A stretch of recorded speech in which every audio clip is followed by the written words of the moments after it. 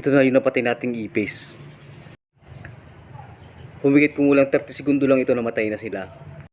Hindi pa ako gumamit dito ng chemical insecticide. Ang ginamit ko dito pamuksa, karaniwan lang natin ito nakikita sa bahay. Nagkataon kasi na nakita ko na marami palang ipis dito sa box na ito. Para mapatay po natin itong ipis, kailangan ma-spray natin silang mabuti. Yung halos maligo sila. Medyo mahirap silang sprayan dahil mabilis silang tumakbo.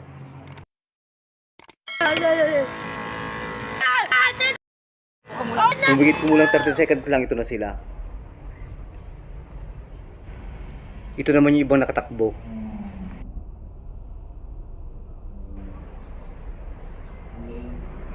Yung iba naman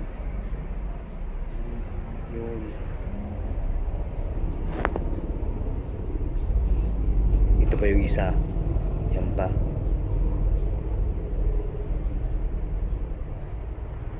Tsaka yun yung isa. Kailangan basahin lang natin sila mabuti para mamatay. Ang ginamit ko dito pamuksa, itong Color Safe Bleach. Mura lang ito, mga 20 pesos lang yung ganito kalaki.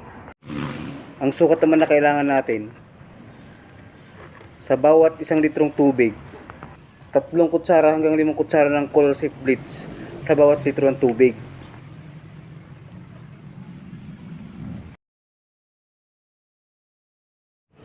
Kapag nakapaglagay tayo ng 3 kutsara sa bawat litro ng tubig, haluin natin ngayon mabuti. Saka natin ngayon ilagay sa sprayer. Ang ginamit kong sprayer dito yung electric sprayer kasi mabilis tumakbo yung mga ipis. Kung gagamit kasi ako ng ganitong sprayer, baka hindi ko sila mabutan sa sobrang bilis ng tumakbo. Ngayon lang pabuksan natin itong box, saka natin sprayan.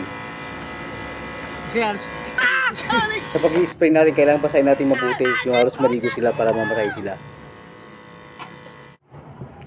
Pagkaraan nga lang ng humigit kumulang 30 segundo, ito na sila, namatay na. Yung iba nakatakbo na matay rin, katulad itong isang ito. Tapos ito pa, saka ito. Kaya kung gusto nyo pukusan yung ipis sa bahay nyo, gumamit lang kayo ng Color Safe Bleach.